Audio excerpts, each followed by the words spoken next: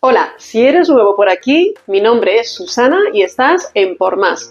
Supongo que estás aquí porque quieres sumar conocimientos y restar dudas. Pues hoy exploraremos cómo las partículas cargadas al moverse generan fuerzas que impulsan desde motores eléctricos hasta auroras boreales. Analizaremos en concreto la ley de Lorentz, que describe la fuerza que va a experimentar una partícula en cuanto que entra dentro de un campo magnético. Además, veremos cómo estas fuerzas electromagnéticas afectan a la trayectoria de esas partículas que se están moviendo. ¿Estás listo para despejar la X de tu potencial? Pues acompáñame por este viaje al electromagnetismo, que comienza en este vídeo. ¡Comenzamos! Seguramente si te hablan de campo magnético, se te ocurre pensar en un imán. Y efectivamente, alrededor de cualquier imán hay un campo magnético. Pero no sé si habrás escuchado que también cuando tienes una carga en movimiento, a su alrededor también existe un campo magnético. Cuando hablamos de carga en movimiento, por definición, eso es ya una corriente. La corriente eléctrica se define como cargas en movimiento que pasan por un punto en una unidad de tiempo. Por lo tanto, una corriente eléctrica genera a su alrededor un campo magnético. Nos vamos a referir a él, además de con este término, con el de campo magnético, nos referiremos también con el término de inducción magnética y lo vamos a denotar con esta letra B. Parece que pide el utilizar la M, pero la M la utilizamos para otro término que no vamos a estudiar en este tema, pero que se llama magnetización. Entonces, nosotros vamos a utilizar la letra B mayúscula y veis que tiene un carácter vectorial. Para estudiar el campo magnético es importante saber de las líneas de campo magnético. ¿Veis aquí un imán con su polo norte y su polo sur? Bueno, pues las líneas de campo magnético veis aquí cómo son. Tenemos líneas que son salientes del polo norte y entrantes en el polo sur. Vamos a ver sus características. La primera es que representan al campo, lógicamente. Son tangentes al campo magnético en todos los puntos. Tienen el mismo sentido que el campo magnético. El número de líneas de campo es proporcional al módulo del campo magnético. Y algo muy importante, porque es algo especial de las líneas de campo magnético, y es que son siempre cerradas, a diferencia de lo que ocurre con las líneas de campo gravitatorio o las líneas de campo eléctrico, que puedes visualizarlo en los vídeos correspondientes. Aquí tendríamos una línea que sale del polo norte, se curva tal y como lo estoy indicando aquí con el puntero y entra en el polo sur. Y así son todas. Aquí, por ejemplo, se curva menos, va del polo norte al polo sur, pero las que, por ejemplo, esta de aquí, que viene hacia acá, vendría por aquí hasta terminar entrando en el polo sur. Muchas a lo mejor se van muy lejos, decimos que se van al infinito, pero siempre salen del norte y entran en el sur. Ahora vamos a ver las líneas de campo creadas por un hilo conductor. Aquí tenemos el hilo conductor y cuando hablo de esto me estoy refiriendo a que por este hilo conductor hay cargas en movimiento, hay corriente eléctrica y esa la estoy designando con la letra I de intensidad de corriente eléctrica. Estas cargas en movimiento generan a su alrededor un campo magnético que son estas circunferencias concéntricas. Aquí os dibujo una y os la denoto con el campo magnético B. Hecho así en un diagrama podéis tener esto, ¿veis? Aquí he hecho más grueso el hilo conductor, el cable, vulgarmente, ¿no?, que llamamos, y ese cable lo conecto al polo positivo y al polo negativo de una pila. ¿Para qué? Pues para que exista esta intensidad de corriente eléctrica. La intensidad de corriente eléctrica va hacia arriba, va en el sentido que os estoy indicando, ¿veis? Así. Entonces, el campo que crea es este que os estoy dibujando aquí. Son líneas, yo os he dibujado uno, pero son líneas concéntricas, aquí se ven mejor, alrededor de la corriente eléctrica. Sobre este tema vamos a hablar más adelante, pero de momento la base sería esta. Vamos a hablar ahora del efecto de un campo magnético sobre una carga en movimiento. Tenemos esta situación, tenemos una carga que se está moviendo con una velocidad v y un campo magnético dirigido tal y como indican estos vectores verdes. Entonces, si esta carga entra en esta zona donde reina este campo magnético, va a sentir una fuerza que se calcula mediante la ley de Lorentz, que dice lo siguiente. La fuerza que sufre esa carga se calcula mediante el producto de la carga por el producto vectorial de v y de b. Por definición de un producto vectorial, la fuerza va a tener las siguientes características, y es que fuerza es perpendicular al plano formado por la velocidad y el campo. Su módulo se calcula mediante el producto de la carga por el módulo de v, módulo de b, seno del ángulo que forman. El ángulo es este que veis aquí. ¿De acuerdo? Vale, pues entonces ahora vamos a ver qué ocurre si la carga es positiva o si la carga es negativa. Si la carga es positiva, la fuerza tiene el sentido que marca el pulgar. ¿Qué pulgar? Este de aquí. Ahora os explico con más detalle. Si la carga fuera negativa, la fuerza tiene el sentido contrario al pulgar. A ver, ¿veis aquí que este sentido, este giro, mejor dicho, es el de v hacia b? ¿Por qué lo marco? ¿Veis que el producto vectorial es v por b? Bien, pues entonces, si os situáis en v y os dirigís hacia b, este es el giro, ¿no? Vale, pues este giro coincide con el de los dedos de esta mano, y me estoy refiriendo a una mano derecha, no a una mano izquierda. Por lo tanto, tendríamos que esto es v, esto es b, y la fuerza va hacia arriba. ¿Veis? Porque el giro es desde v hacia b. La fuerza la marca el pulgar. Entonces, si la carga fuera negativa, aquí vendría un signo negativo, y eso indicaría que la fuerza sería hacia abajo.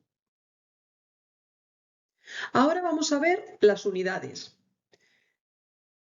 Si seguimos esta fórmula, la ley de Lorentz, tendremos que unidad de fuerza es igual a unidad de carga por unidad de velocidad por unidad de campo. Bien.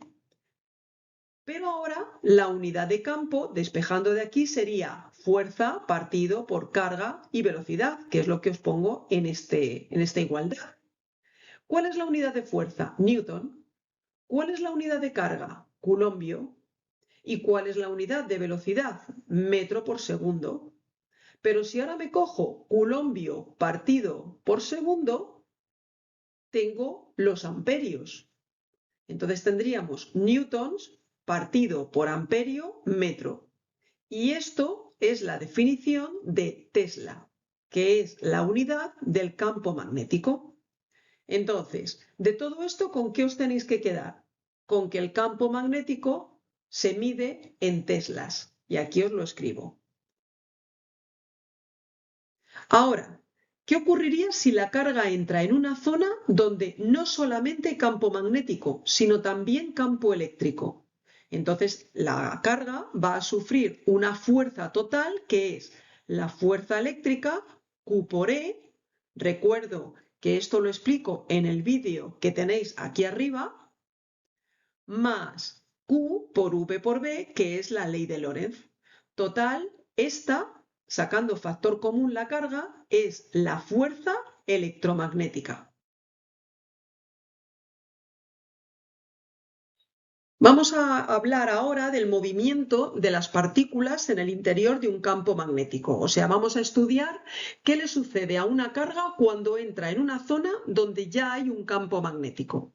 Entonces, para poder visualizarlo todo mucho mejor, vamos a representar el campo magnético entrando en el plano donde estamos escribiendo o de la pantalla, ¿no? o saliendo de él.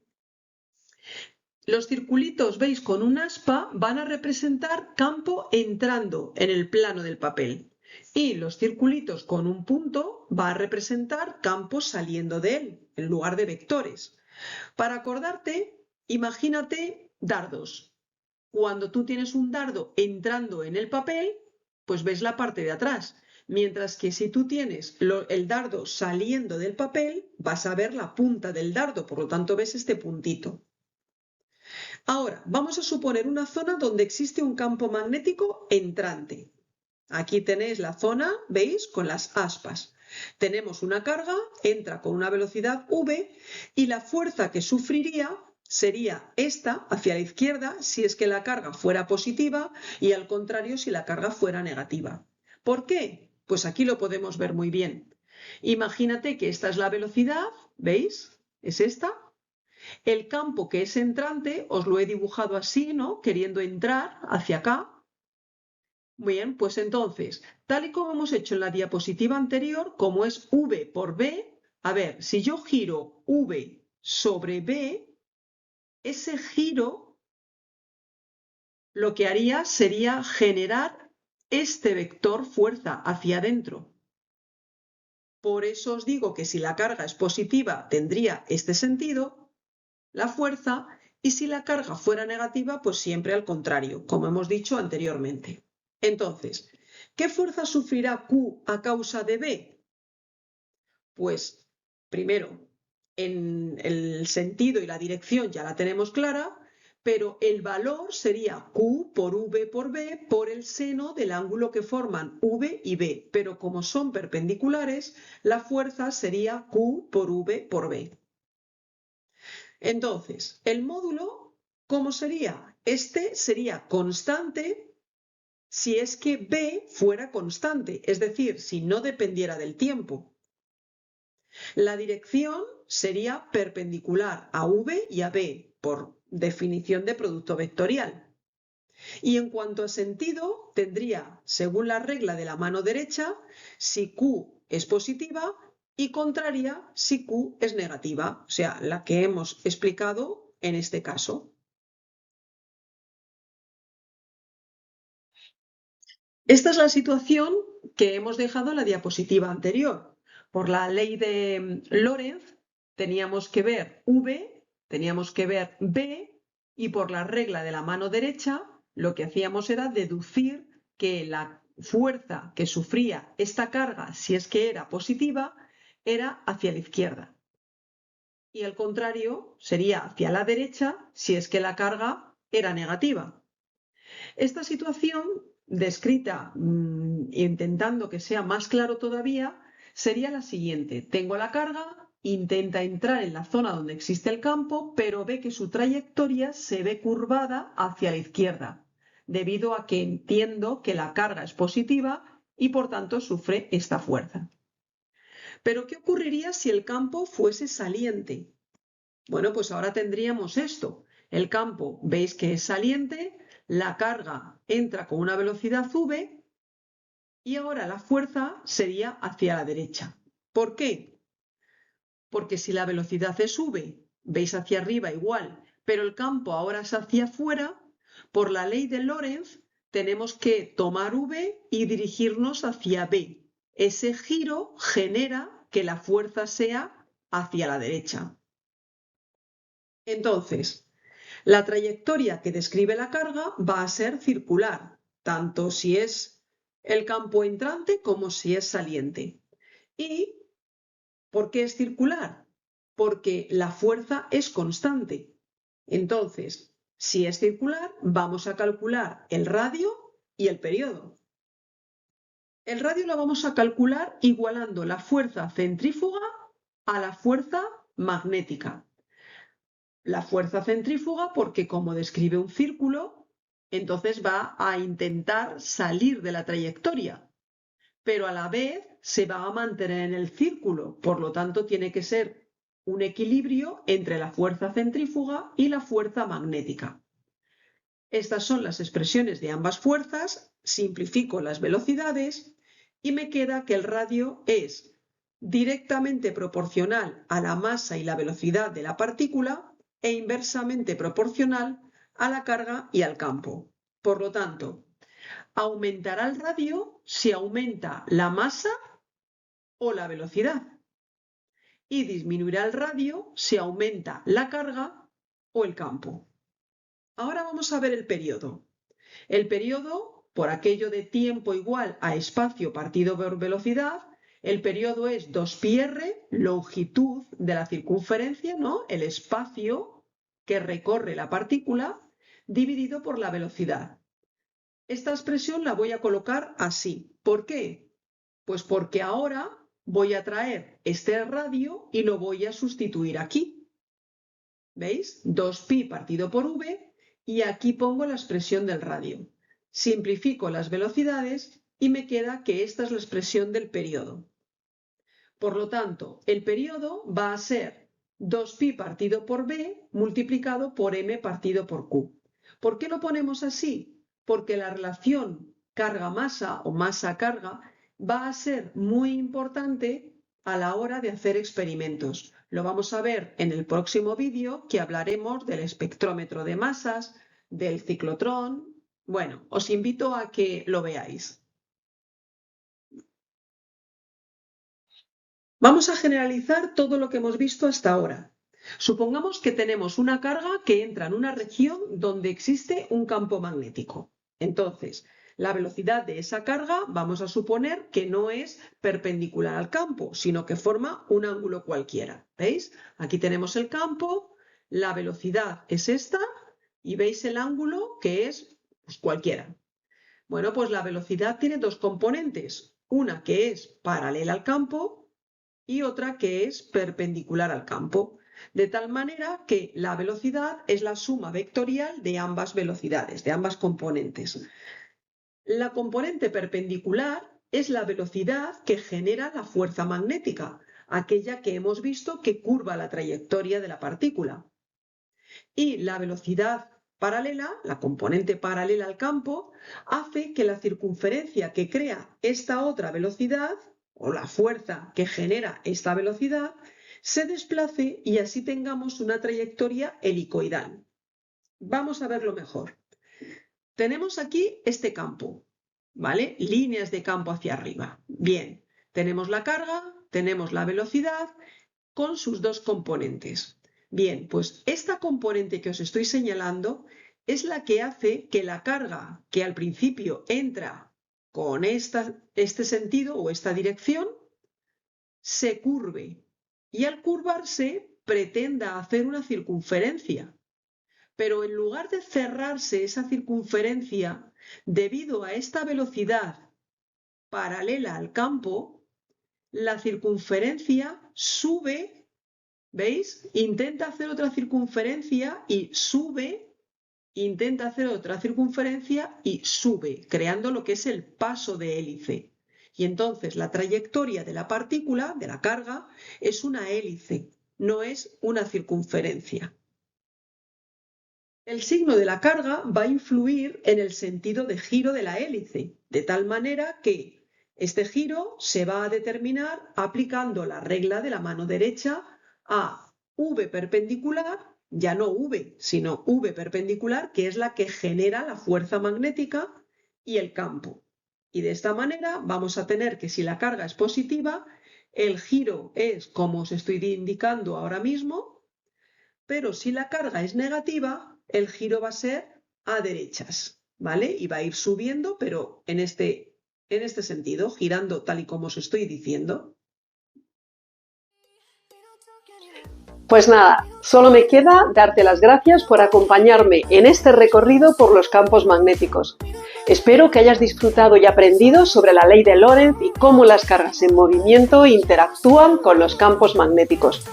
Si te ha gustado el contenido, por favor no olvides darle un like y suscribirte para más vídeos de ciencia.